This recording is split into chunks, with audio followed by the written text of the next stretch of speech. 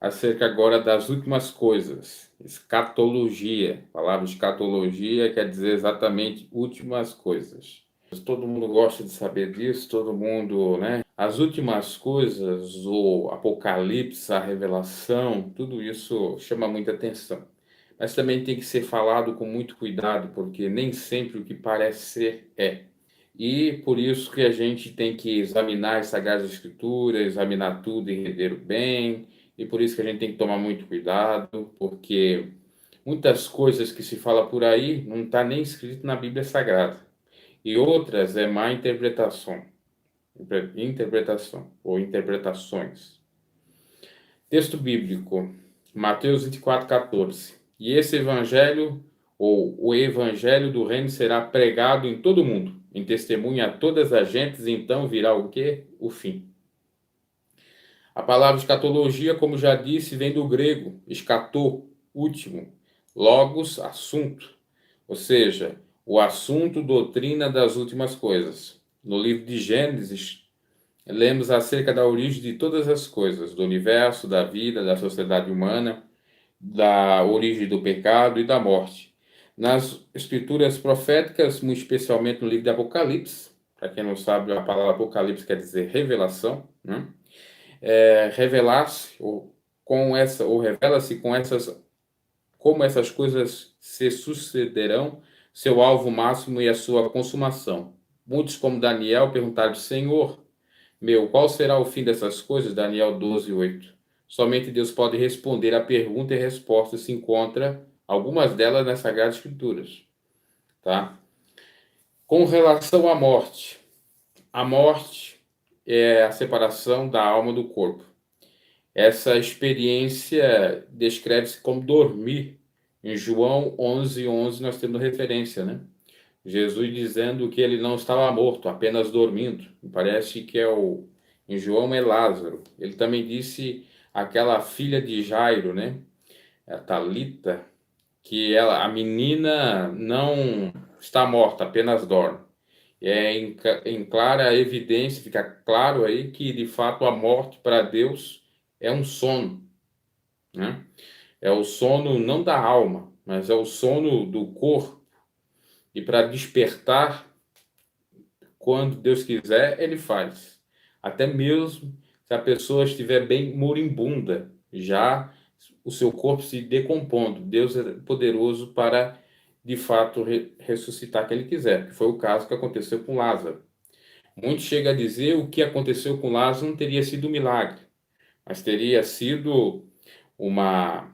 Até o nome científico, se eu recordar, eu digo aqui, na medicina, que é uma patologia, uma doença em que faz com que a pessoa pareça estar morta, mas não está morta, né? Que ela não ouve, que ela não aparenta a pulsação, né? Ou o batimento cardíaco, não respira, etc. Mas não se trata disso.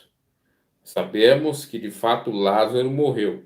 Inclusive, atualmente, nós tivemos alguns casos de irmãos que passaram pela morte, que estavam no necrotério 3, 4 dias, e Deus milagrosamente ressuscitou. Tem várias revelações aí, é, vários testemunhos falando acerca disso, né? Então, o mesmo Deus de ontem é o mesmo Deus de hoje eternamente. Se ele ressuscitou no passado, ele ressuscita hoje e ressuscitará até a sua vinda, e depois, né, na sua vinda, obviamente, ressuscitará os mortos, tá? Tá quase me vindo a palavra científica para que venha significar a pessoa que está morta, mas não está segundo a medicina, tá? Então, mas não é isso. É, de fato, uma morte, separação do corpo. A morte física é o primeiro efeito externo à manifestação visível do pecado, pelo que, como por um homem entrou o pecado no mundo, e pelo pecado a morte, assim também a morte passou a todos os homens. Por isso que todos pecaram, como diz Romanos 5:12. Será o último efeito do pecado ao qual seremos salvos. Todo ser humano está sujeito à morte, tanto crente como incrédulo, é verdade? A morte é universal, Eclesiastes 8:8. E todos hão de prová-la, exceto na vinda do Senhor, né? Porque a Bíblia nos chega a dizer que alguns do que estão vivos não passarão pela morte. Salmos 89, 48 tem uma referência. Em 1 Coríntios 15, 51 fala acerca, né, da ressurreição e também daqueles que não passarão, não provarão a morte. 51, 52 e 1 Tessalonicenses 4, 17. A nossa vida física é muito abreviada. Sua brevidade é comparada à sombra, como você encontra em 1 Crônicas 29, 15. Lançadeira, Jó 7,6. Mensageiros apressados, Jó 9,25. Como um vapor, né? Nossa vida é comparada como um vapor, passa rápido. Tiago 4,14. Como a erva do campo, 1 Pedro 1,24. E um palmo, Salmo 35, aliás, 39,5. Isso é a morte física, natural da pessoa. Mas nós temos outros tipos de mortes. Nós temos, no mínimo, 3 tipos de mortes. A segunda é a morte espiritual. A primeira morte é a separação da alma do corpo. O corpo fica e a alma vai. Ou vai para Deus, ou vai para já o sofrimento, o Hades. Então, nós temos uma outra figura de morte, que é a morte espiritual. E aí, não separa o corpo da alma, ou a alma não separa o corpo, mas sim nós, como alma, somos separados de Deus, né? Porque a alma que pecar, essa então morrerá. Nesse sentido, Ezequiel 18, 20. Separados de Deus, né, dessa configuração de morte espiritual, está em Efésios 2, 12. Deus abençoe, os irmãos estão chegando. Boa noite ao Valquíria Martins e a Miriam que chegou aí. Inclinação para a morte, Romanos 8, 6. Pecado consumado, Tiago 1, 15. Aparência enganosa, Apocalipse 3, 1. Então nós temos a morte física, que, como já disse, sai a alma, fica o corpo. Temos a morte espiritual, que a pessoa não tem mais contato com Deus, ou ela não está apta a estar com Deus, está separada. E ainda temos a pior de todas as mortes, que é a morte eterna.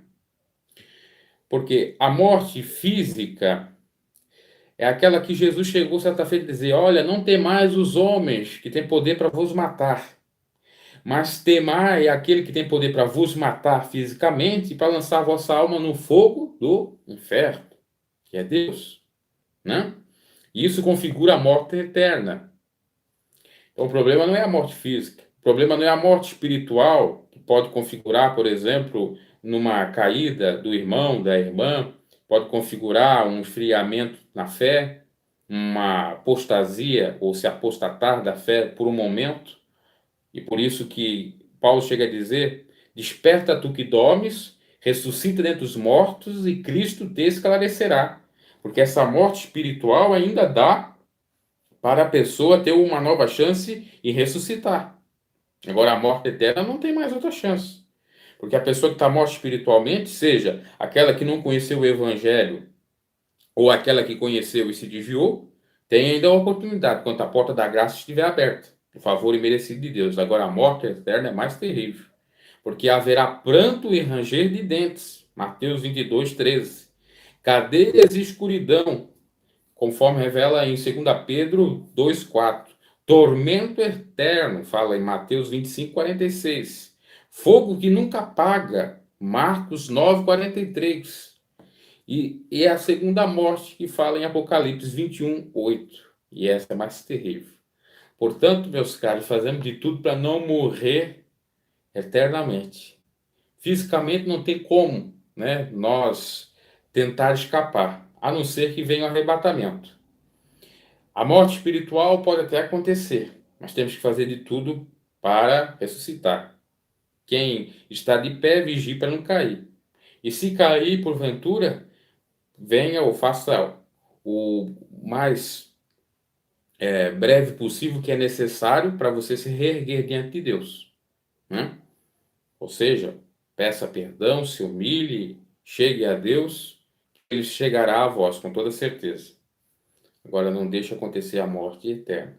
A morte eterna, ela configurará quando a pessoa morreu fisicamente e não aceitou a Jesus, ou estava morto espiritualmente quando morreu fisicamente. Isso configura a morte eterna, ou seja, é a junção das duas mortes.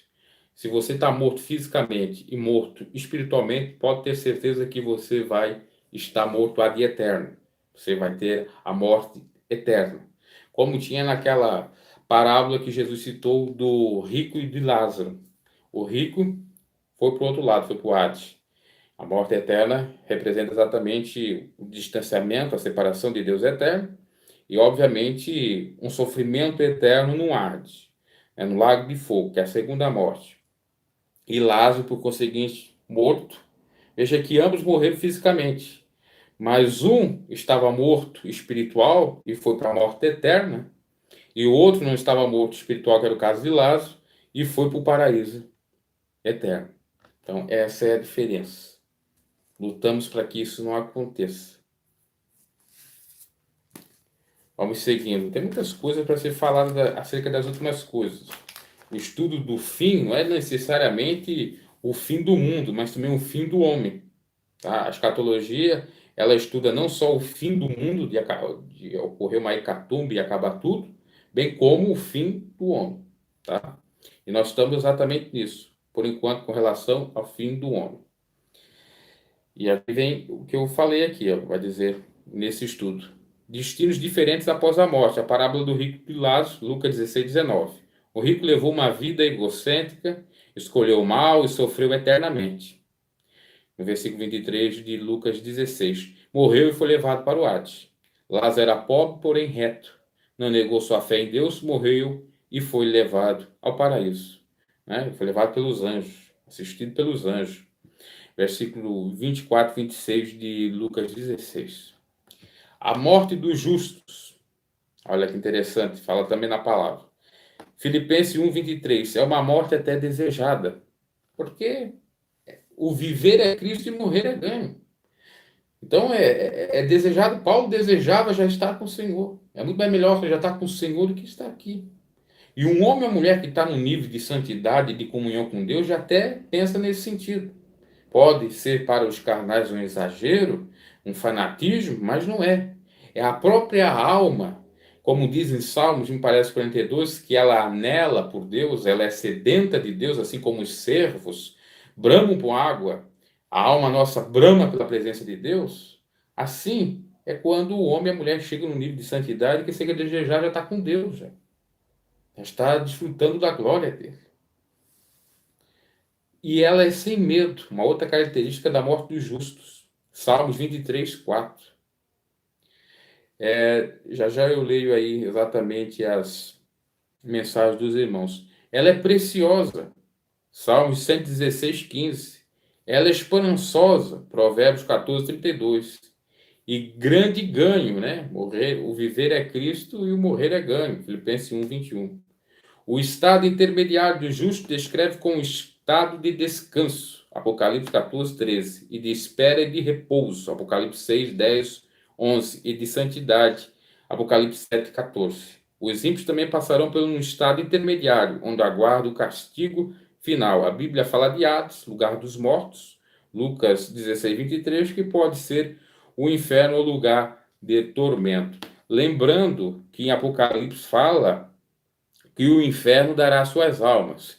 E por isso que pode configurar esse lugar intermediário do Hades mesmo, tá?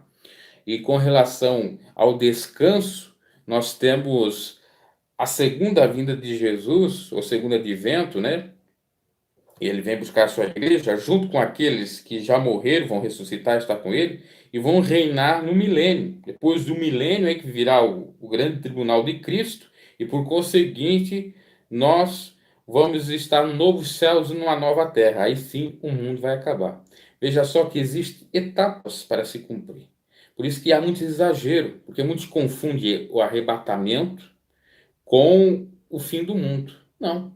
Quando acontece o arrebatamento, o mundo ainda continua, porque ainda vai ter o governo do anticristo, porque ainda vai acontecer algumas coisas, por exemplo, os 1000 anos possivelmente de Satanás solto e os 1000 anos com Cristo, ou o milênio com Cristo. Tem uma série de coisas ainda para suceder. Então, às vezes a religião prega, olha, o mundo vai acabar agora, os cientistas estão dizendo que o mundo vai acabar. Então quer dizer que Jesus vai vir. Nós temos até isso, os cientistas que fizeram um relógio chamado o relógio do fim do mundo.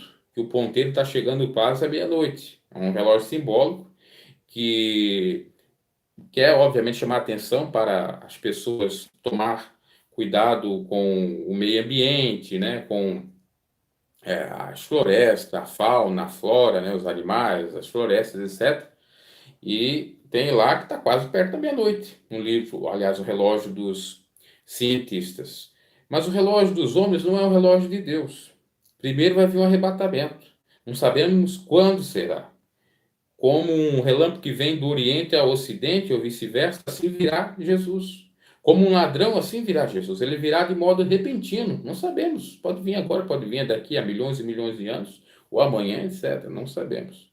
Agora, fato é que aquele que morre em Cristo, que não foi arrebatado, como nós estamos falando disso, né? Ele já descansa assim no seio, naquela figura do seio de Abraão ali que Lázaro descansava. Tá? Muitos divergem disso, começa a dizer que aquilo foi um conto adaptado com a cultura greco-romana ou com a cultura da Grécia, né, do mundo grego, do panteão grego, dos deuses, porque tínhamos de um lado Elísios, que simbolizava, me parece, paraíso, do outro lado Hades, que simbolizava a o inferno, o lugar da morte, então utilizar essa metáfora, enfim, para dizer que possivelmente o ser humano, quando morre, não estaria indo nem para o inferno, ou aliás, nem para o Hades e nem para esse intermediário, né, que seria o seio de Abraão, mas estaria já no céu e os que de fato não morreram com Deus já estariam no inferno.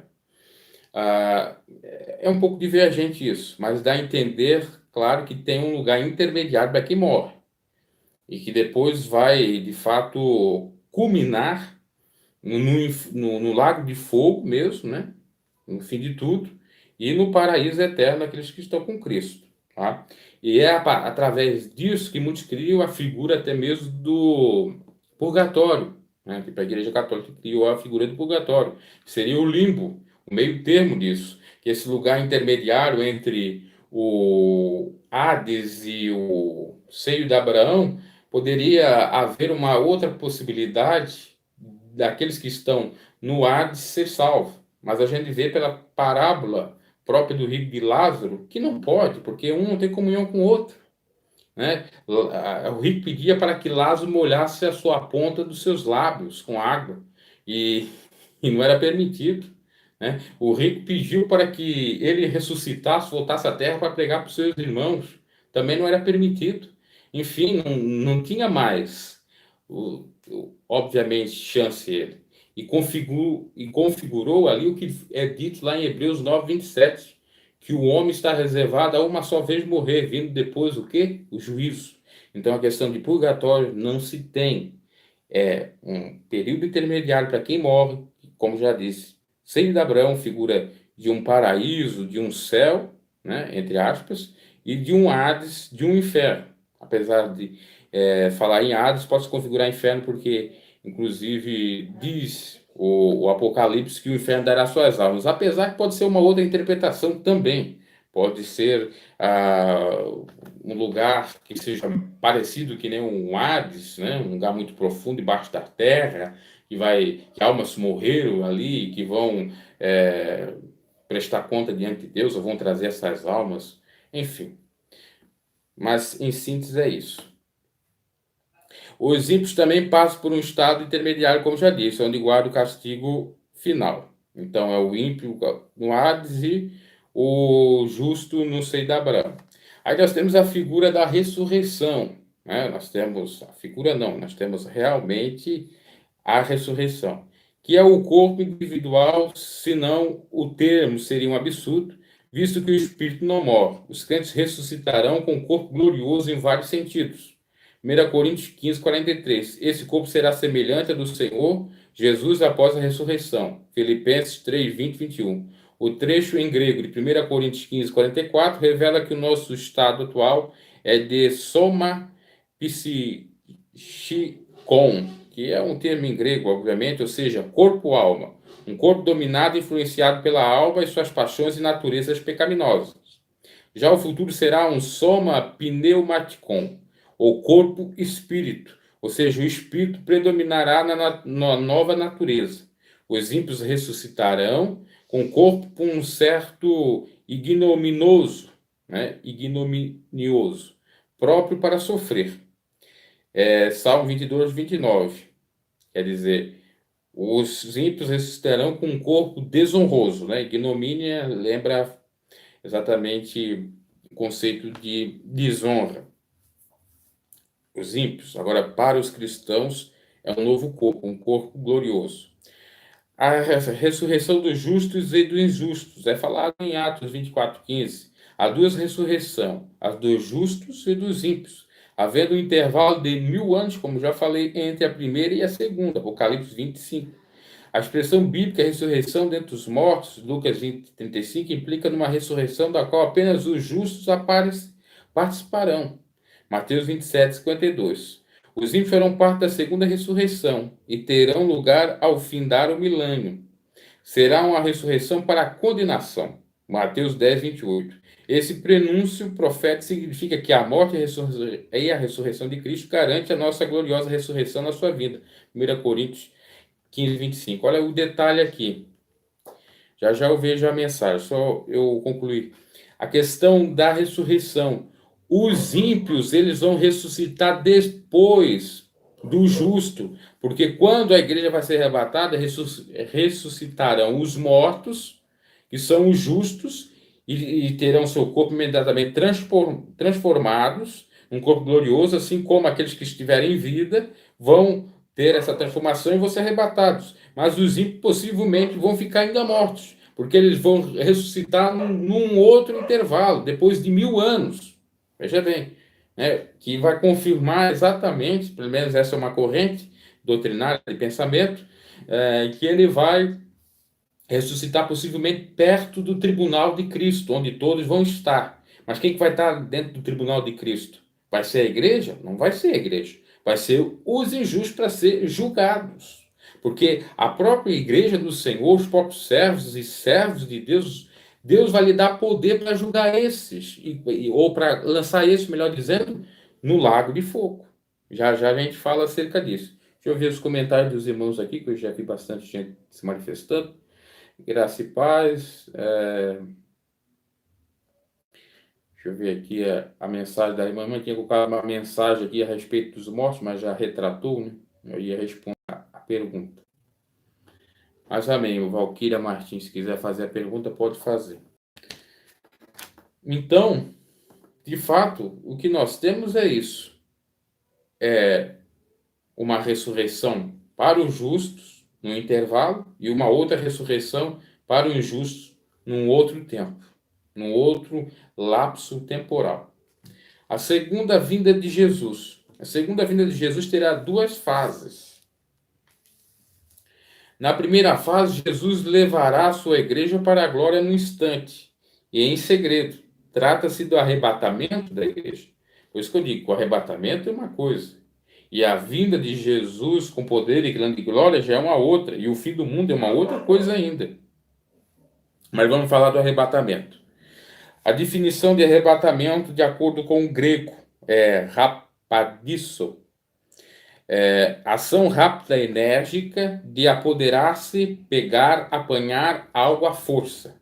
Essa palavra aparece em 1 Tessalonicenses 4,17, referindo-se ao arrebatamento, mas também surge em Atos 8,39, sobre o transladamento de Filipe. Né? Foi bem rápido, um piscar de olhos. E em 2 Coríntios 12, 2, 4, a respeito da ida de Paulo ao paraíso, que Paulo subiu até o terceiro céu, né? E ouviu coisas inefáveis. Eu não estou lendo os versículos, senão vai demorar muito. Os irmãos quiserem ler, eu estou dizendo os versículos, depois leio. Assim, nos casos de Filipe e Paulo, vemos atos sobrenaturais do Espírito Santo que nos possibilitam entender um pouco melhor o que será o arrebatamento. De todos os anelos da criação, ou da criatura, melhor dizendo, humana, o mais sublime e desejado é ser arrebatado no dia triunfante da volta do Senhor. 1 Tessalonicenses 4, 13, 18. Somos admoestados a estar prontos, aguardando esse dia glorioso que tanto desejamos. A irmã colocou aqui a pergunta, talvez já sei até de que se trata. Essa ressurreição dos mortos não significa que os mortos estarão em um sono profundo? Não. Né? Eu não sei se a irmã é da igreja adventista, se a irmã é da igreja adventista ou tem outras igrejas que acreditam no sono eterno da alma. Eu sou da corrente que não acredita nisso, né? Acredito que existe corpo, alma e espírito, que quando nós morremos, o espírito volta para Deus, foi aquele fogo de vida que ele soprou nas nossas narinas, que a alma tem duas destinações, ou ela vai para o Hades, ou ela vai para o seio de Abraão, simbolicamente ali pode ser céu e inferno, e que o corpo, aí sim é que dorme, o corpo é que dorme, não a alma, tá? Porque se houvesse o sono profundo da alma, veja bem, se houvesse o sono profundo da alma, como explicar a transfiguração quando Jesus foi para o Monte da Transfiguração de Moisés e Elias? Ah, mas Elias não morreu, Elias foi, foi arrebatado, mas Moisés morreu. Moisés morreu e ninguém sabe onde ele foi enterrado. O próprio Deus o enterrou. E aí por isso tem aquela figura do próprio Satanás, né, disputando o corpo com o arcanjo Miguel, me parece, de Moisés e tal, que a gente pode falar numa outra oportunidade. Mas ali quando Jesus orou no monte, apareceu Moisés e apareceu Elias, representando Elias os profetas e representando Moisés a lei. Como que Moisés estava ali com Jesus? Demonstra claramente que ambos estavam nos céus, tanto os arrebatados como tanto o arrebatado, perdão, e possivelmente o Enoque também já estaria no céu, obviamente. Elias e Enoque é comprovado que foram arrebatados. E Moisés, que fora morto, mas já estava no céu. Então é claro isso, que não existe o sono profundo da alma. Agora, aí você vai pensar, mas então quer dizer que os espíritos estão, ou as almas estão perto de nós, estão vendo o que nós estamos fazendo. Aí é uma outra coisa. Aí até é mistério, mas eu creio que elas não estão a par praticamente de tudo. Só o que Deus permite, como Deus permitiu a transfiguração de Moisés e de Elias ali naquele monte. Sou da Assembleia de Deus, amém. Então, na Assembleia de Deus não tem essa doutrina, mas pelo menos na Assembleia hoje não sei as outras Assembleias. A Adventista tem esse pensamento. Eu sei que tem, inclusive, aqui bem perto de casa nós temos uma Adventista, inclusive, se você escutar algum barulho aqui, está tendo culto com eles aí, estão fazendo até batismo. E eles pregam isso. Mas não é verdade. Inclusive, chega a dizer até que o arcanjo Miguel seria Jesus. Enfim, tem uma série de incongruências de acordo com a doutrina de Ellen Wright, né? Mas, à luz do Evangelho, a gente entende que não. Porque se também tivesse a, a morte da alma, por exemplo, naquela parábola que Jesus citou ali, o senhor rico não estaria nem falando com o pai Abraão, na figura de Deus, né? E muito menos Lázaro também. Então, é uma outra evidência, tá? Eu poderia aqui citar outros versículos também, ou outras coisas que poderiam dar mais ainda fundamentos a isso. Mas esses dois aí são os melhores, os dois fundamentos, a questão da transfiguração de Jesus e essa da parábola do rico e de Lázaro. Tá, voltando ao arrebatamento. O arrebatamento é um mistério para o mundo. Nessa fase da sua segunda vinda, Jesus não veio à terra, ao solo. Ele virá somente até as nuvens. Jesus não vai colocar mais os seus pés na terra. Né? Até tem mensagem ou pessoas que pregam, Jesus não vai colocar mais o pé na terra porque ele é santo, e se colocar o pé na terra, que é só sujeira, imundícia, pecado sobre pecado, realmente ele vai se contaminar. Até pode ser. 1 Coríntios 15, 52. O mundo tomará conhecimento depois ao verificar a ausência, a falta e o desaparecimento de milhões de cristãos. Então tem uma corrente que é essa. Eu não vou dizer que essa esteja certa, em que eu estou me pautando aqui. Eu sei que tem uma outra corrente com relação ao arrebatamento. Que uns acreditam que quando eu for arrebatado, por exemplo, pessoas que tiverem comigo, seja elas justas ou ímpias, né? Se for justo vai ser arrebatado também, né? Mas for ímpia, ela vai me ver sendo arrebatada. E a outra teoria diz que não, que é essa que eu estou falando aqui, que eu vou desaparecer, estará dois no campo, um desaparece do nada, misteriosamente. Até Jesus falou disso, né? Mas a gente não tem isso bem claro na Bíblia. É apenas também uma outra teoria doutrinária. Por isso que eu gosto de ser o mais transparente possível. Eu não quero colocar aqui a minha ideia, a minha teoria, que eu gosto, que eu me senti bem para vocês. Eu gosto de dizer as teorias que tem e que a Bíblia não é clara também, né, para você ter uma ideia de como será. Porque a Bíblia não diz assim, ó, o arrebatamento vai ser assim, assim, assim, assado. Não diz. Ela tem algumas passagens que vai fazendo com que a gente tenha alguma dedução, que pense como poderia ser. E é assim que trabalharam os teólogos. Por isso que existe uma série de divergências, por isso que eu já falei aqui, a irmã trouxe a questão da ressurreição, por isso que a Ellen White, da Adventista do Sétimo Dia, tem um posicionamento, por isso que me parece que a Testemunha de Jeová também tem uma coisa parecida com essa, né? O senhor Charles Taze Russell, que era presbiteriano, e aí saiu da presbiteriana e fundou a Testemunho de Jeová, e tantos outros tiveram uma série de. Aí a gente vai entrar também em outros temas que têm divergência do parte do calvinismo, do arminianismo e por aí vai, né? Mas a Bíblia, digo, tem coisas que é mistério. Mas vamos seguindo aqui. Segundo esse posicionamento, portanto, o arrebatamento será um mistério. A pessoa não verá se for ímpio. Jesus, após ressuscitar, ministrou aos seus por 40 dias sem o mundo ter qualquer participação. Atos 1:3. Isso é uma verdade. Tem algum fundamento esse posicionamento. O arrebatamento é um direito reservado para os que são dele. Né? Só que isso não é dito às claras na Bíblia, repito. Né? Tudo indica, Jesus está 40 dias, ficou na terra, só os seus discípulos viram. Tem aquela parábola que será dois no campo, um será tirado e o outro ficará. Tá, ok. Pode ser que essa seja mais certa, mas ainda continua a ser um mistério. Arrebatamento da igreja só será plenamente compreendido quando os salvos o tiver experimentado. Isso é óbvio, né? E ele será o evento inicial de uma série de outros da vida de Jesus, abrangendo a igreja, a Israel e as nações em geral. E ele não enviará os seus anjos para nos receber. Ele mesmo virá. João 14:3. Essa descida de Jesus para arrebatar a sua igreja é que denominamos de arrebatamento. Arrebatamento é a esperança e consolação da igreja. Virei outra vez. A morte e ressurreição de Cristo são a garantia total que ele virá. Ele ressuscitou com glória, triunfo e poder. Mateus 27:52. A ressurreição de Cristo foi a derrota da morte. Ele pegou o aguilhão da morte, né? Ele venceu a morte. Ele tem a chave do inferno e da morte. E quem está com Cristo também vai ter poder sobre a morte, ao ser ressuscitado e arrebatado. 1 Coríntios 15, 54 e 57. E assim estaremos sempre com o Senhor, portanto, consolai-vos uns aos outros com essas palavras. 1 Tessalonicenses 4, 17 e 18.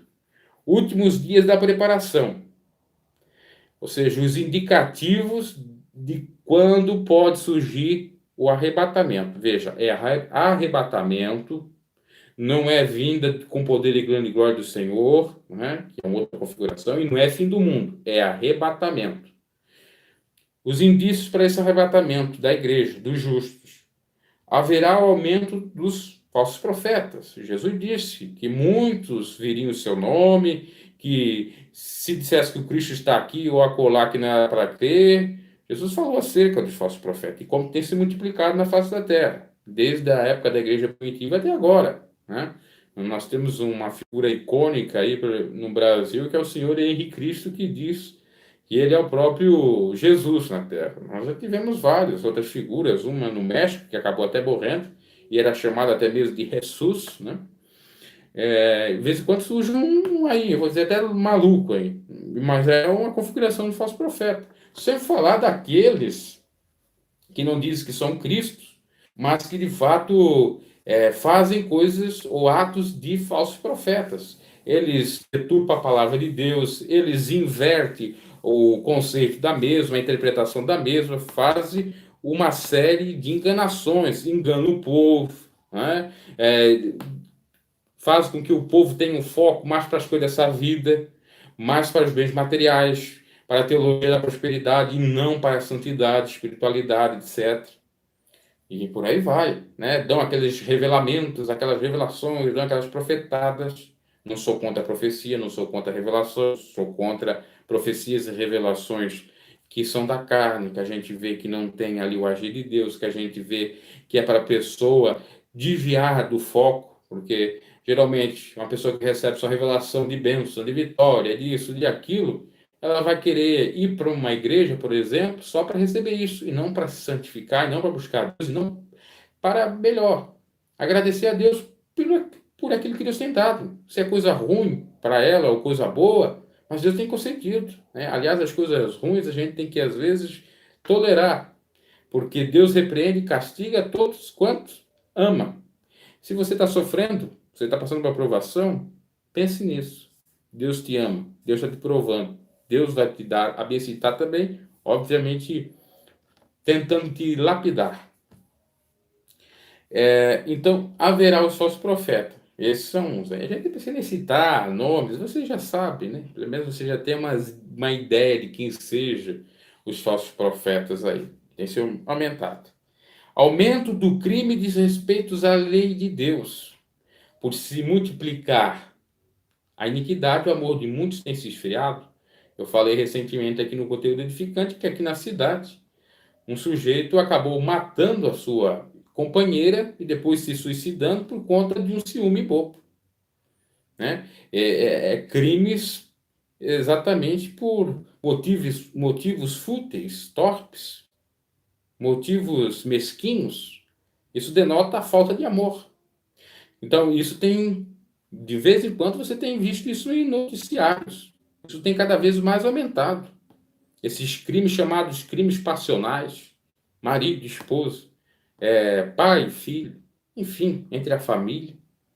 Sem falar de outras barbáries, né? Sem falar de genocidas, sem falar de terroristas, sem falar de homens-bombas, etc. Você sabe que isso tem aumentado. Que por falta de temer a Deus, muitos têm se atentado contra o seu próximo. Quando a Bíblia diz para nós amar o próximo como a nós mesmos, né?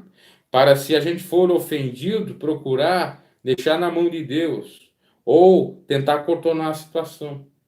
Mas as pessoas têm ido, de fato, para a briga, né? Para as vias de fato, querendo fazer justiça com as próprias mãos. Isso já é um outro indício. Outros indícios ou características dessa configuração de arrebatamento urgente, premente, eminente, próximo. Aumento de guerras, fomes e terremotos.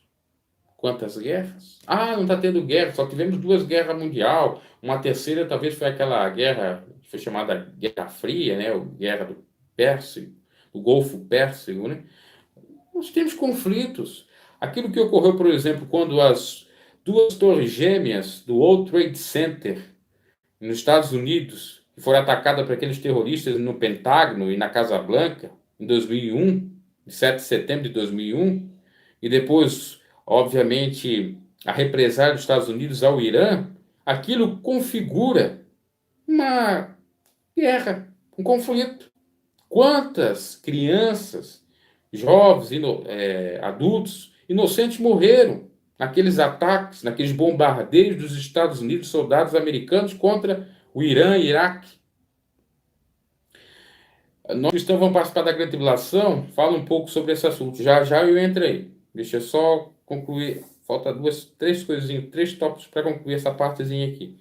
Então, ali já configura as guerras. Questão de fome na África. No mundo todo. Eu estava vendo a ONU quer erradicar a pobreza até 2030, naquela conhecida agenda de 2030. E segundo os dados da ONU, nós temos no mundo todo uma gama tão grande, aliás, uma porcentagem de 60% a 70% da população mundial que é pobre. Sem falar daquela que é mais pobre ainda, que vive na extrema pobreza, perdão, vivendo com menos de 100, 200 reais. É lamentável. Está se cumprindo isso ou não está? E se você for pegar um apanhamento histórico desde o início da Igreja Primitiva até agora, quantas guerras, quantas fomes tiveram?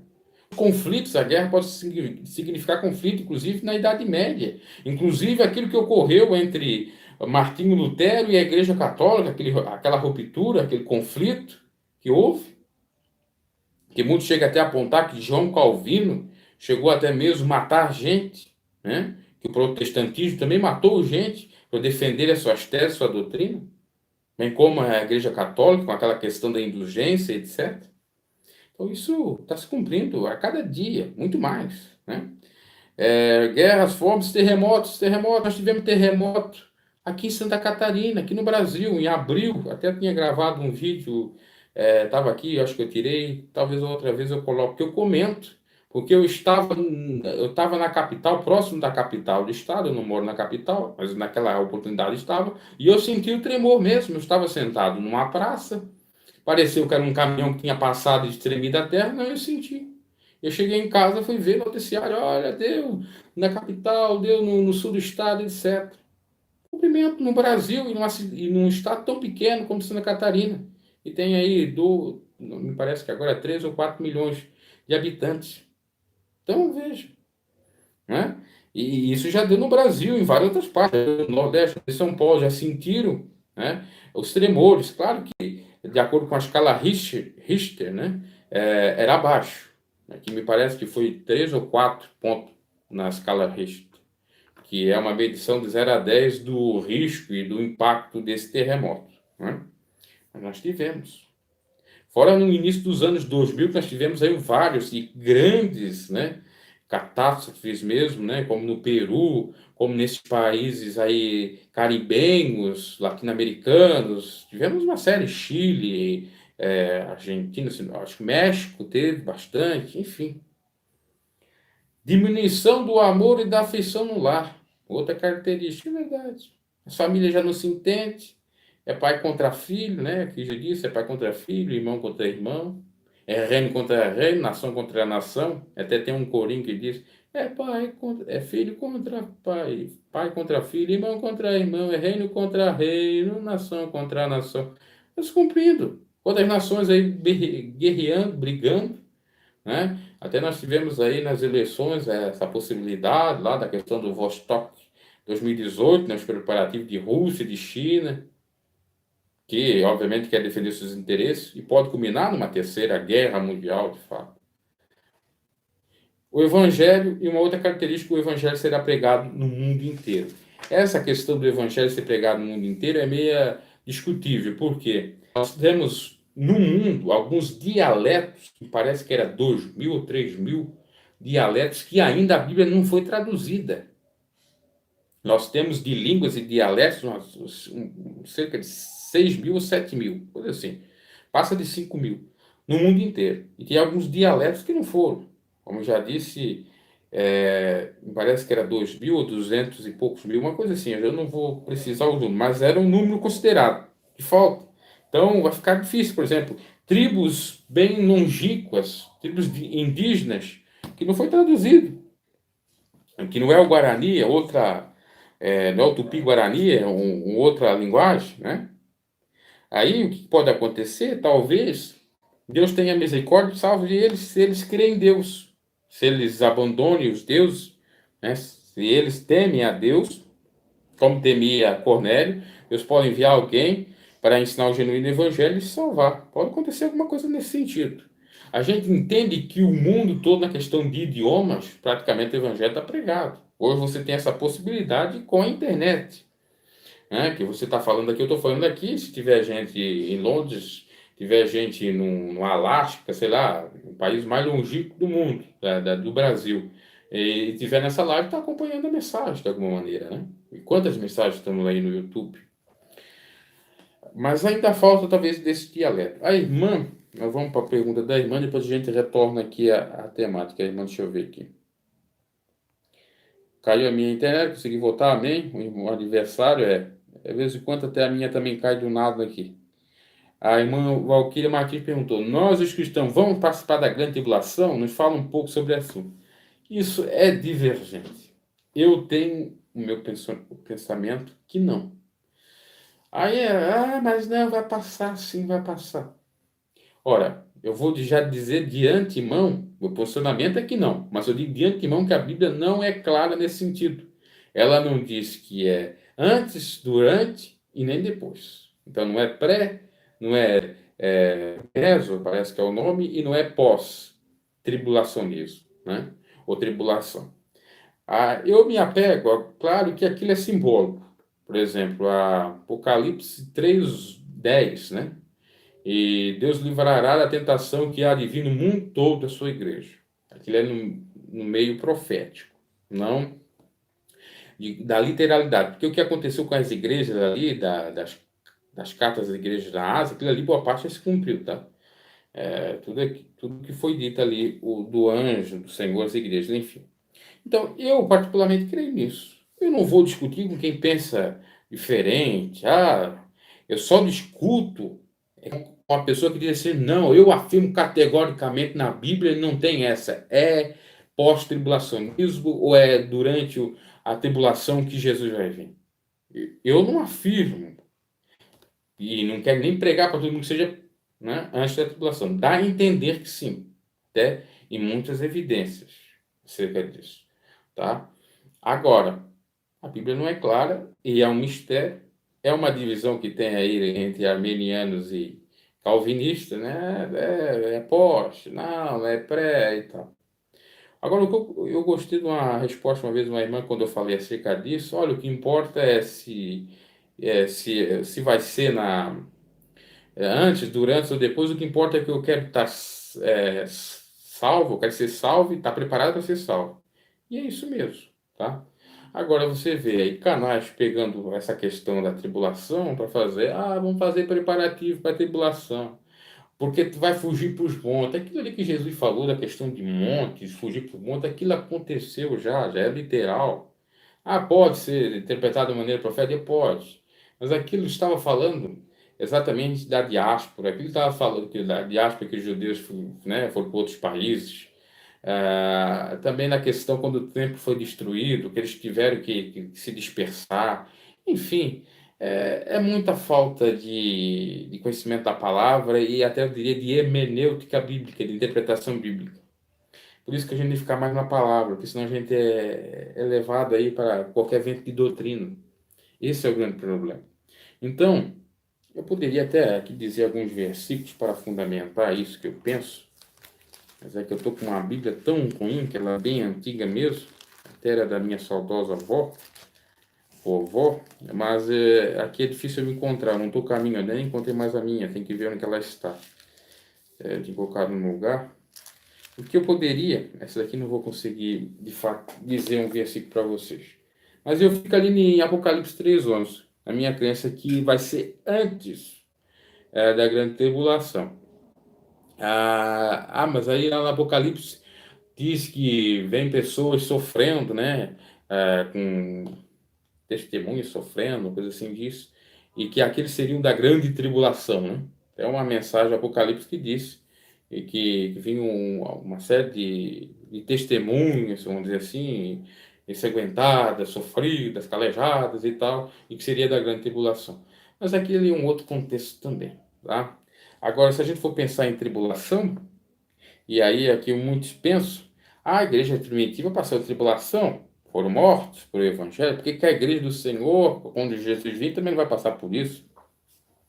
Mas aí é uma coisa fora do contexto, porque a igreja primitiva foi morta para cumprimento de palavra e do evangelho, assim como são mortos vários pastores e missionários agora na África, por exemplo, ou em países que têm a religião islâmica e que não aceitam o cristianismo. Para quem não sabe, ultimamente um missionário norte-americano foi pregar numa tribo e foi, né, lá, então, morto com arco e flecha. Foi flechado lá para pregar. Aquilo não é perseguição, aquilo não é morte por evangelho.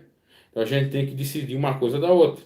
Porque se a gente for analisar que a igreja vai ser perseguida, a igreja já está sendo perseguida. Os missionários que vão pregar em lugares distantes que o evangelho não é aceito, ou que não tem muita abertura para o manifestar o culto público cristão, eles são perseguidos, são mortos por evangelho. Quantas famílias têm morrido?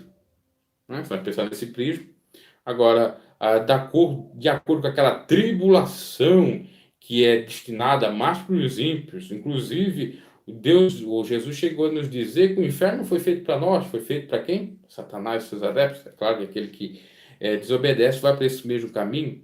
Isso dá uma noção para nós do seguinte sentido, de que, ora, o sofrimento foi feito para os ímpios, não foi feito para os justos, aqueles que seguem as pegadas de Cristo. Então, por que nós vamos passar por isso?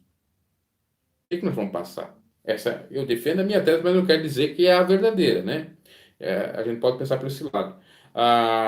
Por que a igreja, que é uma igreja santa, que é uma igreja que de fato que somos nós, né? É, que ora, santifica, vai passar por mais tribulações, até mesmo nessa vida se passa tribulação, e quantas tribulações se passam, aflições, etc. Né? Então, é uma linha muito tênue para tentar afirmar isso. Mas eu fico com a minha ideia que não vai passar, não. Não vai passar.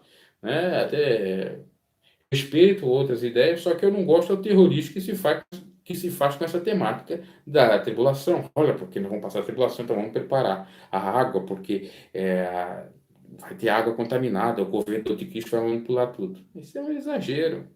Porque as coisas que Deus disse que vai acontecer. O homem nenhum vai impedir isso. Aliás, eu estava vendo ontem lá o canal do Manual de Al, né? É uma irmã, acho que faz lá. E ela denunciava um canal aí que você já deve saber, né? Chamando o camarada de falso profeta, de mentiroso e até de maçônico. Eu não vou dizer que ele é maçônico e coisa, mas a questão de falsa profecia, se de fato, e que dá a entender que ele prega isso, que a gente tem que preparar, fazer um curso de R$ 590 ou R$ 70 para preparar para a grande tribulação. Isso é realmente fazer o que muitos aí fazem dentro dos templos de maneira corrupta. Não estou falando daqueles que estão dentro do templo e pregam a verdade. É a mesma coisa. Então, nesse terrorismo eu não creio, não. Até porque a Bíblia não é muito categórica, ou seja, ela não afirma bem acerca disso. Mas já já a gente vai voltar a isso, tá? Vamos seguindo aqui com o arrebatamento. Então será um mistério para o mundo. Nessa fase da vida de Jesus, Jesus não virá à terra, ao solo, e virá somente até as nuvens, como nós já dissemos, né? E isso é para o mundo. Mas será um mistério também para a igreja. O arrebatamento da igreja só será plenamente compreendido quando os salvos o tiverem experimentado, né? Ele será o evento inicial de uma série de outros da vida de Cristo. E aí a gente já falou também das características desse arrebatamento, né? Dos indícios para o arrebatamento, ou seja, aquilo que seriam os sinais, né, da vinda de Cristo, arrebatamento, no sentido da vinda de Cristo, arrebatamento. A parábola das 10 virgens significa que devemos conservar nossas mentes no Senhor e estar prontos para com Ele vier. Mateus 25, 1, 13. Na segunda fase, que já não é o arrebatamento, é uma outra coisa, ele virá com todos os santos e anjos, veja bem, virá com todos os santos e anjos, descendo sobre o Monte das Oliveiras, em Jerusalém, publicamente.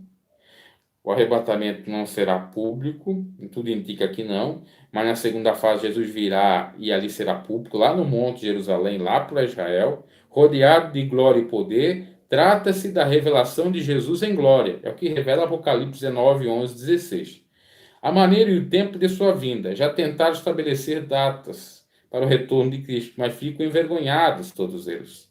Ele declarou que o tempo exato de sua vinda está oculto nos conselhos divinos, quanto mais aqui da terra. Ninguém sabe, Mateus 24, 36, como um ladrão ele virá. Aquilo que eu já disse, Lucas 12, 39. Como um relâmpago, Mateus 24, 27.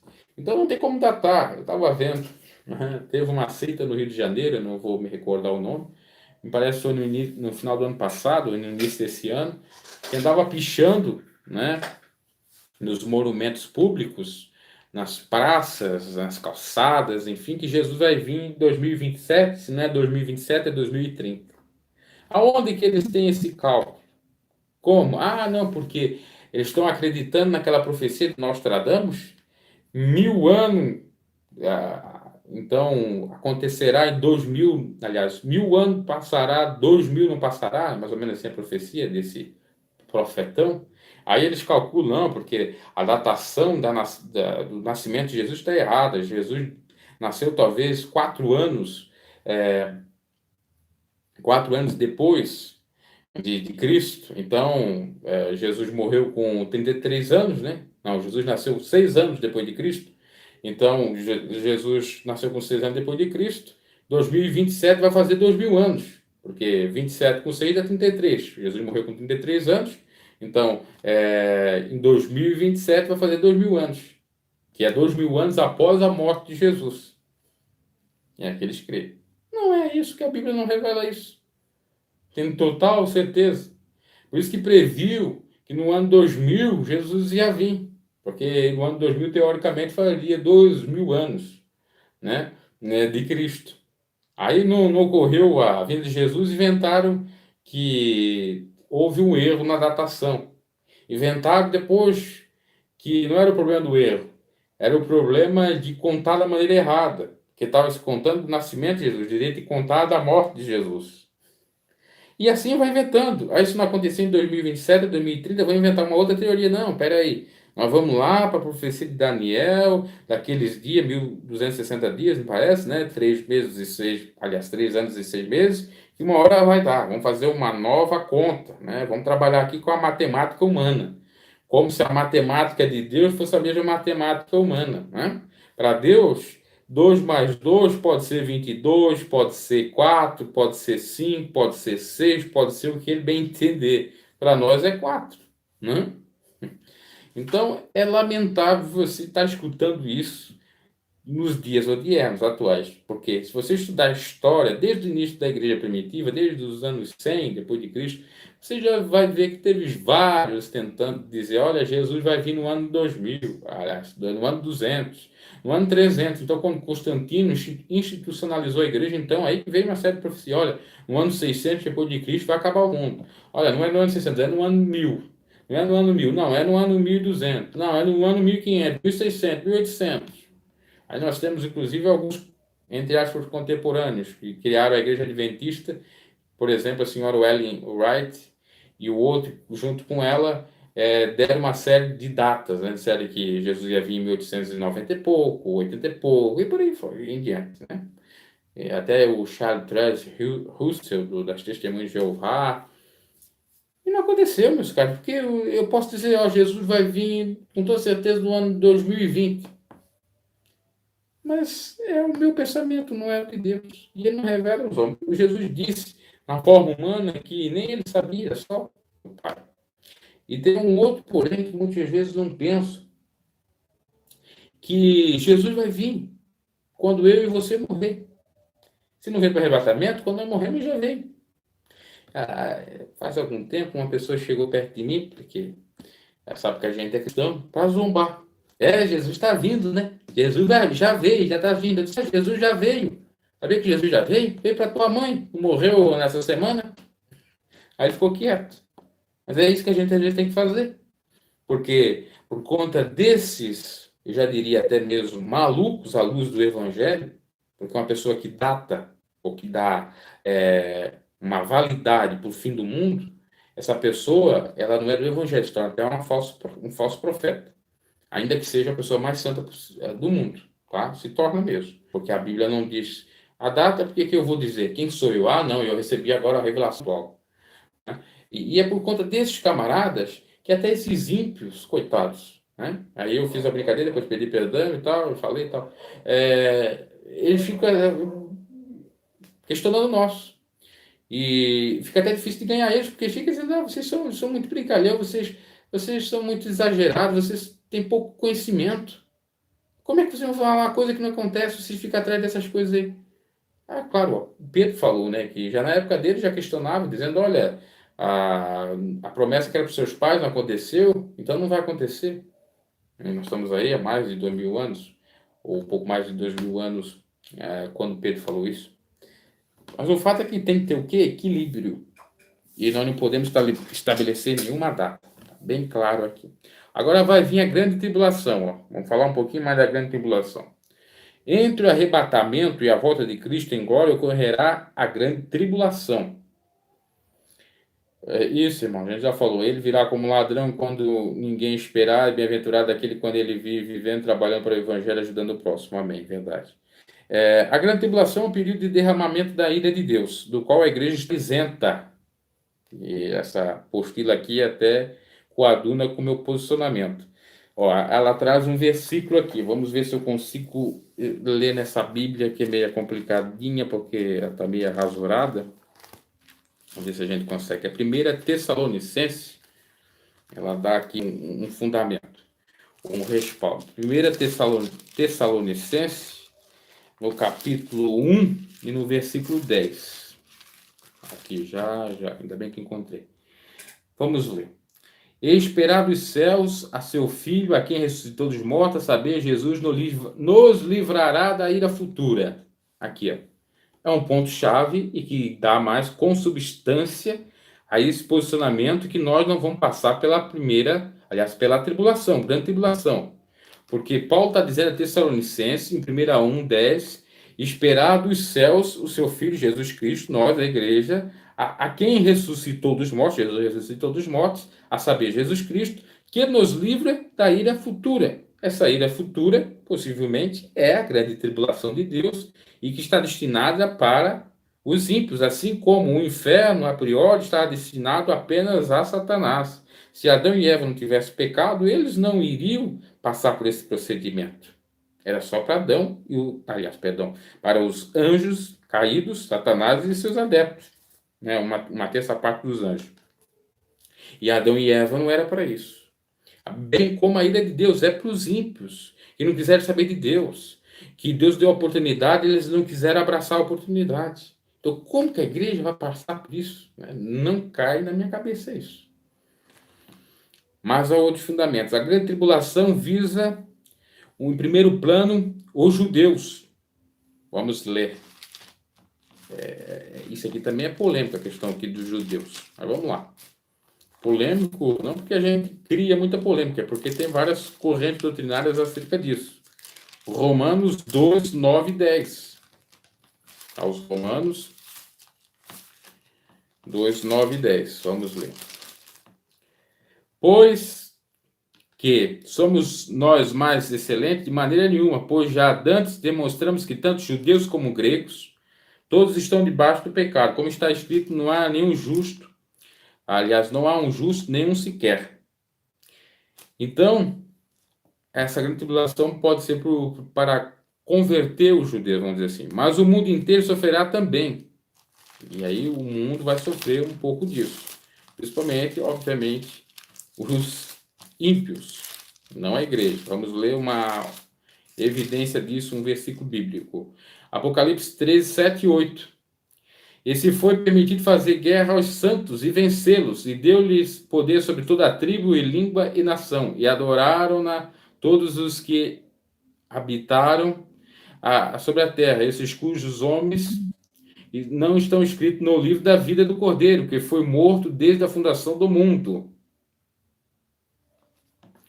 Então veja que haveria um conflito com os santos homens de Deus, aliás, aos santos, que possivelmente devem ser os anjos, né? Aí já numa configuração de Armagedon e tal, e era aqueles que estavam contra aqueles que estavam, né, fora do livro da vida, e não a igreja que está no livro da vida. Um dos propósitos da grande tribulação é levar Israel a arrependimento. Então, pode haver também, eu acredito nisso, num novo rumo, uma nova oportunidade para Israel. Porque é a nação que Deus escolheu para arrependimento. Claro, quem quiser se arrepender. E poderá até mesmo conseguir a salvação pela morte.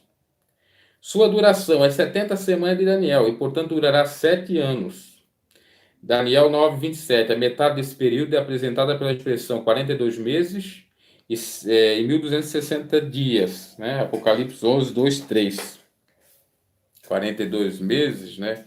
Nós temos aí um ano é 12 meses, então é 3 anos e meio. E a metade desses dias. Sua descrição. Julgamento sobre o mundo. selos, como está em Apocalipse 6, trombetas, 8, 9, taças da ira de Deus, Apocalipse 16, perseguição contra Israel, Apocalipse 12, 17, ascensão e domínio do anticristo, segundo Tessalonicenses e Apocalipse 13. Então quer dizer que na grande tribulação o domínio total vai ser do anticristo, a igreja não vai participar, tudo leva aqui que não vai participar, né, da ira vindoura, que é para os ímpios e para os judeus, para que os judeus venham se arrepender, e talvez até os ímpios que se arrependam possam ser salvos. E aí tem a corrente doutrinária que prega que poderá haver salvação para aqueles que se arrependerem, né, num dia da tribulação, perdendo a sua cabeça, perdendo a sua vida, e ainda vai ter aquelas duas testemunhas, né, que vão fazer sinais e prodígios pelo próprio Deus, enfim, aí vai ter toda aquela afirmação ou configuração que fala em Apocalipse com mais detalhes. A gente pode falar disso numa outra oportunidade, da questão da salvação, como será a salvação nesse período. Aqui é mais noções gerais, tá? Não é muito aprofundado o estudo. O anticristo. O anticristo será um personagem de uma habilidade e capacidade desconhecida até hoje. Sua sabedoria e capacidade serão diabolicamente sobrenaturais. Além da ação diabólica, outros fatores contribuirão para a implementação do reino do anticristo, como poderio bélico, de guerra, alta tecnologia e poder econômico. E nós temos algumas evidências por aí. A questão da nova ordem mundial, né? A questão até mesmo, se eu analisar pelo ponto de vista geopolítico, questão do poder bélico. Nós temos nações aí com grande poder bélico, Rússia, China, Coreia do Norte, etc.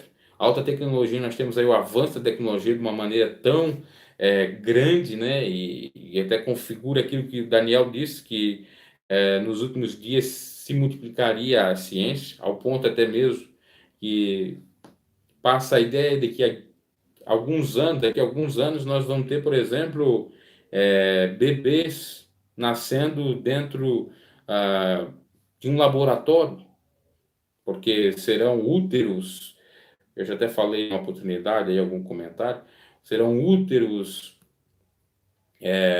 feitos pelos cientistas, manuseados pelos cientistas de modo artificial e não natural, para precisar mais a mulher gerar dentro dela mesma.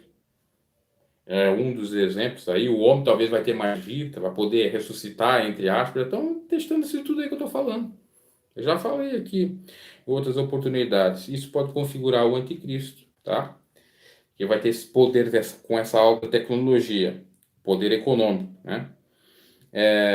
Um homem personificado, o diabo declarará ser Deus, Apocalipse 3, 5, 6. Se manifestará depois que o que detém for removido do caminho, segundo a Tessalonicenses 2, 6, 8.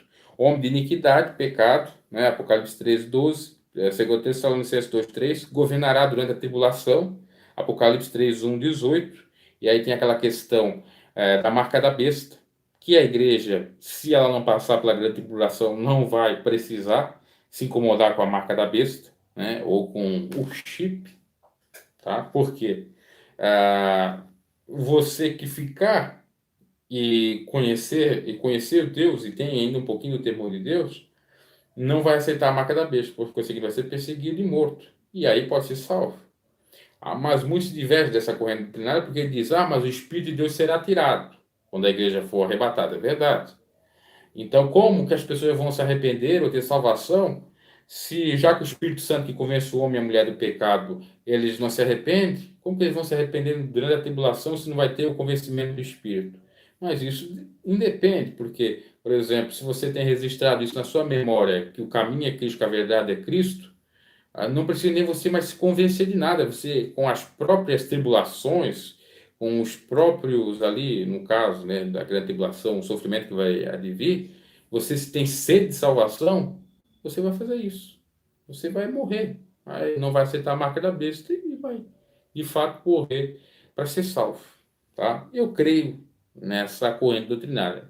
Tem alguns aí que não creem, inclusive, Pai do Senhor, os irmãos estão chegando. Inclusive, para dar aqui um parênteses, só para você ter uma ideia, na igreja a qual eu pertencia, Deus e Amor, a igreja começou a ter escatologia, teologia, a partir da década de 90, ela surgiu em 62. E aí, o que acontece? Isso não estava muito bem esclarecido para a liderança fundadora da igreja. Aí, em um dado momento, um professor, uma pessoa muito sábia, uma pessoa que era formada em letras, né, que sabia interpretar bem e também até um pouco em teologia, foi pregar isso na rádio, aberto, né, ao vivo, dizendo: olha, haverá salvação ah, para as pessoas na grande tribulação que perderem sua vida. Para quê? O líder pegou, refutou logo ele no mesmo dia, puniu ele e mandou ele retificar o seu posicionamento, mudar. Como ele não quis, porque estava até certo, né? Ele perdeu o seu cargo, que na época era diácono, ficou punido 1 ano, e depois desse ano passado, a igreja ou a cúpula da igreja disse que ele só poderia pregar se ele reviste aquele pensamento dele. Ele não reviu, acabou saindo e fez uma igreja. Fez uma igreja à parte. A igreja apostólica da fé, né, a fé apostólica, que é o irmão João de Mange. Aqui algumas coisas que ele é um pouco exagerado, mas essa parte de escatologia é um homem muito sábio, tá? É uma pessoa muito inteligente, um jovem rapaz aí, muito utilizado por Deus. E ele falou nisso, e eu até creio um pouco no que ele falou, tá? Então pode ter a salvação, só que vai ser muito difícil. Bom, haverá grande tribulação, né? Apocalipse 13, 1, 18. É descrito como a besta, Apocalipse 20, 10, e exigirá adoração, Apocalipse 16, 2. Ou seja, o anticristo é a própria figura da besta que tem a marca, né? A besta vai ter a sua marca para adoração a ele. E quem não adorar será morto. Então será, é assim que eu creio, né? Para os ímpios. Será ajudado pelo falso profeta. Apocalipse 16, 13. O falso profeta operará milagres mediante o poder de Satanás. Mateus 24, 24. Procurará matar todos aqueles que não possuírem a marca da besta. É o que eu falei. Apocalipse 6, 9. Será derrotado por Cristo quando ele voltar à terra para estabelecer seu reino, o reino milenar. Apocalipse 19, 15, 21. Quando a igreja Testemunho de Jeová fala que o reino será aqui, ela, em parte, não estaria muito errada. Mas peraí, agora você está acreditando que essa terra não vai ser destruída? Se Pedro diz que essa terra será destinada por fogo, assim como outrora no primeiro mundo foi destruído com água? Não é isso que eu estou falando. Eu estou dizendo que nós temos a figura do reino de Cristo, ou do milênio, e que possivelmente vai ser nessa terra, né? A partir do fim desse milênio é que aí vem novos céus e nova terra. Então tem que tomar muito cuidado também com isso. Será derrotado por Cristo quando ele voltar à terra para estabelecer seu reino. Apocalipse 15, 21. Seu governo findará na batalha do Armagedon, 16, 16 de Apocalipse. O milênio, como falei, é o período de 1000 anos em que Cristo reinará sobre a terra. Então veja, nós temos o arrebatamento, a igreja será arrebatada, a igreja que estiver viva, né, ou as pessoas que estiverem vivas vão ser arrebatadas e seus corpos transformados, bem como os cristãos mortos que descansam no Senhor serão arrebatados, né? Ressuscitarão e terão novos corpos e serão arrebatados. Eles estarão, né, com Cristo. Cristo vai voltar à terra, a Israel, tá? Inclusive, isso mais tarde, obviamente, no Monte das Oliveiras, para essa grande batalha do Armagedon. E quando acabar tudo isso, que também essa batalha do Armagedon configura o falso profeta, o anticristo, a marca da besta, né, nessa grande tribulação, a igreja estará fora dessa grande tribulação. Essa tribulação durará, como disse o profeta Daniel, me parece que 3 anos e 6 meses. E nós não sabemos se esse número é literal também, né? Porque para Deus 1000 anos é como fosse um dia como 1000 anos. Né? Não sabemos se é literal. Pode ser simbólico. A igreja fica num lugar reservado, guardada por Deus, quando acontece a grande tribulação na terra. Quando chega o final dessa grande tribulação na terra, que é para o arrependimento dos judeus ao Cristo verdadeiro, ao Messias verdadeiro, e daqueles que na face da terra ou do mundo todo não negarem a Cristo, aceitarem a Cristo, né? Não querendo a morte, aliás, querendo, passando pela morte, mas não querendo a marca da besta. Após isso, esses que se arrependeram, esses que também aceitaram a Cristo ou alcançaram a salvação, né, pela sua morte, que não são judeus, esses reinarão com Cristo junto com a igreja. A igreja volta com Cristo 1000 anos na terra. Então veja que tem fases para se passar. Arrebatamento, a luta de Cristo na terra aí com o Armagedon para acabar com o falso profeta, a marca da besta e a própria besta, e o 1000 anos com Cristo. E ainda a terra está do jeito que ela está. Então vamos dizer, a terra vai acabar agora. Não é assim. E é o período de 1000 anos que em Cristo reinará sobre a terra. Apocalipse 24, 7. O milênio é o chamado de reino dos céus, que Jesus falou. Mateus 6, 10. E que muitos até interpretam de maneira equivocada. Claro que ali é simbólico. E o reino de Deus, Lucas 19, 11. O reino de Cristo também aparece em Apocalipse 11, 5. Seu governo, a cabeça será Cristo. Apocalipse 19, 16. Um reino de caráter espiritual que produzirá paz, governo de Deus, de Cristo. Governo de caráter espiritual que produzirá paz, justiça, equidade, prosperidade e glória. Sua capital será Jerusalém. Apocalipse 21, 2, 3, 3. Os filhos de Deus terão descanso, segundo Tessalonicenses 1, 7. Jerusalém será Jerusalém mesmo. Nós estaremos lá em Jerusalém. É o que dá a entender de acordo com essa corrente doutrinária. O juízo final. Aí sim, nós já estamos nos aproximando do fim do fim. O grande trono branco. Apocalipse 20, 11, 15. Tá? Perdão? E vai ser só para os ímpios. Os ímpios ressuscitarão. Aí agora os ímpios que não ressuscitaram no arrebatamento, porque eram ímpios, não eram justos, vão ressuscitar especificamente para o juízo final, para o trono branco, para a aplicação da sentença de Deus, do veredicto de Deus. Apocalipse 20, 12, 15. Todos os inimigos de Deus serão lançados no fogo. Inclusive, como já disse, servos de Deus vão ter esse poder para jogar também no lago de fogo. Apocalipse 21, 8. E a partir de tudo isso configurado, ou feito, estabelecido, né, temos os novos céus e a nova terra. Aí sim a terra se desfará toda, né, como Pedro chega a falar, a segunda Pedro, até a gente vai ler, como Pedro diz mesmo, né? Segunda Pedro 3, 7, que nos diz o seguinte: mas os céus e a terra que agora existem, pela mesma palavra, se reservam como tesouro e se aguardam para o fogo até o dia do juízo e até a perdição dos homens ímpios. Até o dia do juízo é a perdição dos homens ímpios. Quer dizer, acabou o juízo e a perdição dos ímpios que eles foram para esse tormento, então vem os novos céus e a nova terra. Deus destruirá a terra atual. Segundo Pedro, como já lemos, 3, 7 e o versículo 10 e 12 do mesmo capítulo de 3 Pedro. Deus criará novos céus e nova terra. Apocalipse 21, 2, 22, 6.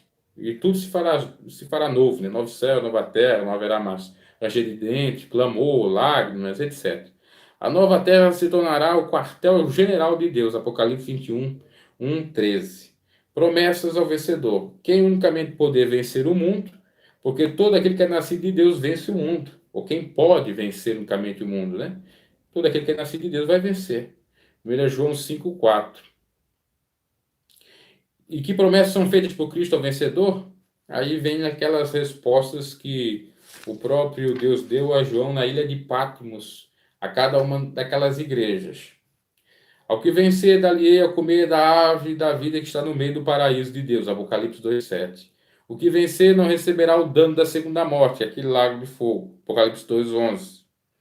Então, vai comer a árvore da vida, que é do próprio Jesus, né? Vai se desfrutar das bênçãos de Cristo, não vai ter o dano da segunda morte. Ao que vencer, darei eu comer do maná escondido e darei uma pedra branca e na pedra um novo nome escrito, o qual ninguém conhece, não aquele que recebe. Apocalipse 2,17. É o novo nome que nós vamos ter, que não vai ser esse mesmo nome da terra. Eu que chamo Bruno, não vou me chamar de Bruno, vou sempre chamar outro nome. Né?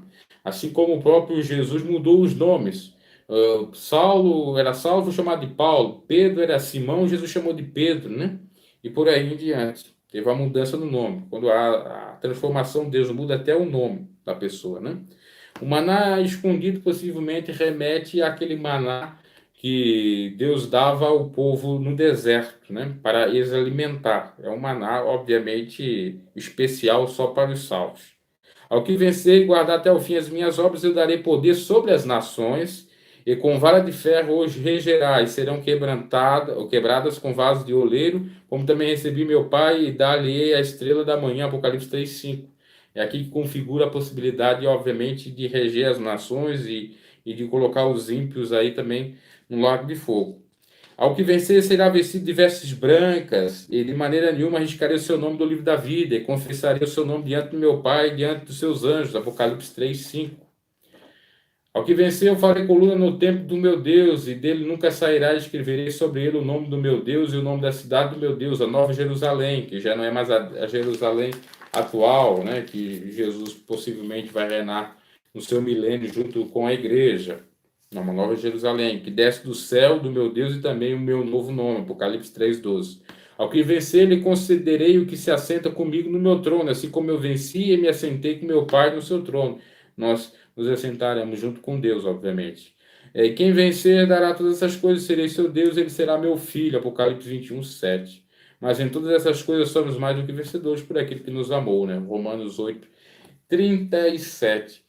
Enfim, meus caros, essas foram as noções gerais do fim, das coisas do fim. Nós falamos da morte, né, do fim do homem, nós falamos de como será o fim do mundo, a diferença de arrebatamento para grande tribulação, para. Então, voltamos agora, após ter caído a internet aqui, por um bom tempo, não sei como é que ficou. Eu estava dizendo que, para encerrar, né, das etapas, primeiro arrebatamento, ressurreição dos justos para ser arrebatado, os injustos não serão arrebatados nesse momento, a igreja ficará fora da grande tribulação, virá a grande tribulação, marca da besta, governo do anticristo, para arrependimento, para que os judeus se arrependam e sejam salvos, para que os ímpios que estejam vivos, né, que passam por essa grande tribulação, se não negarem a Cristo e não aceitarem a marca da besta, passando pela morte, serem salvos. Depois de um período de 3 anos e meio, de acordo com a datação de Deus, né, e não dos homens, que isso pode ser simbólico, como já disse, Jesus virá com poder e grande glória, vencerá o falso profeta, a besta, a marca da besta no grande Armagedon. Os ímpios ressuscitarão, junto com aqueles que não aceitaram a Cristo e que aceitaram o anticristo, né?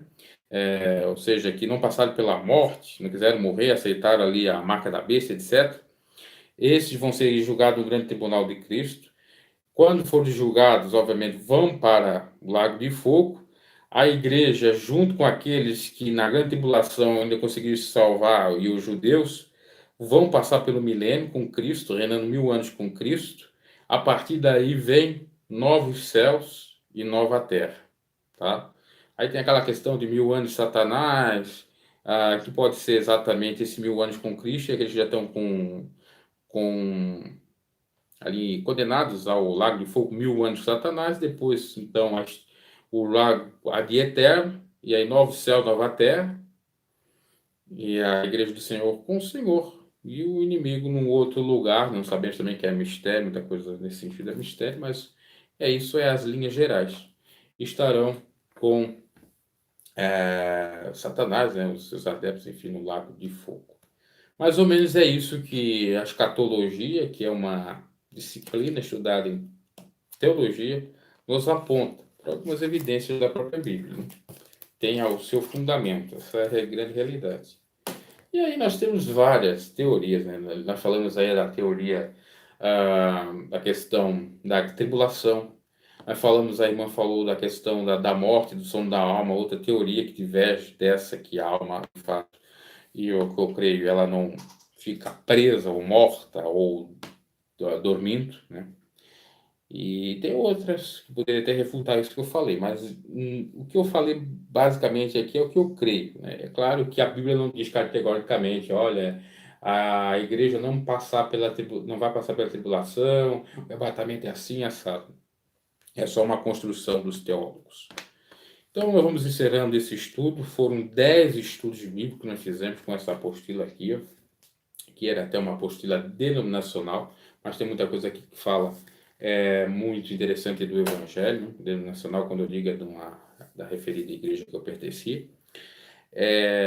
Nós não vamos fazer mais nesse ano aí estudo bíblico, acho que já esses 10 aí já respondem muita coisa. Teria outras temáticas para falar, mas eu tenho muito vídeo gravado, eu tenho pregações gravadas, eu tenho que editar elas, tá? Acerca de várias discussões e temáticas, acerca de casamento, acerca de divórcio, eu tenho pregações gravadas, eu tenho e vários outros questionamentos. Eu vou ver se eu consigo arrumar meu computador para editar isso e para colocar aí no canal, tá? Mas estudo bíblico em live se encerrou. Posso entrar aqui nas lives da 21 horas com outra temática, outra pregação? Posso. Mas no momento era isso que nós tínhamos para fazer, ok?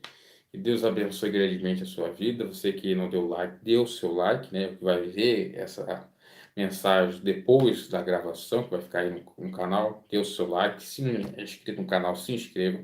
E se puder ajudar o canal, ajude o canal, que abaixo tem informação para ajudar, um depósito na conta, para a gente melhorar a questão aqui ó, da iluminária. Fica muito ruim para vocês, não se vê, para a gente melhorar a questão da câmera também, que não é daquela boa que a gente queria. E outras coisas mais, e até para ajudar a minha pessoa também, que, sou sincero, estou necessitando um momento, desempregado, enfim. Então, se os irmãos puderem ajudar com algum dia que Deus tocar no seu coração, deixa aqui para aqueles que estão vendo na live e aqueles também vão ver depois.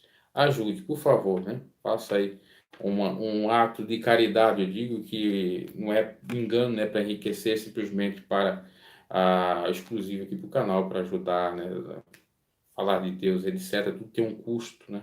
Nada é de graça.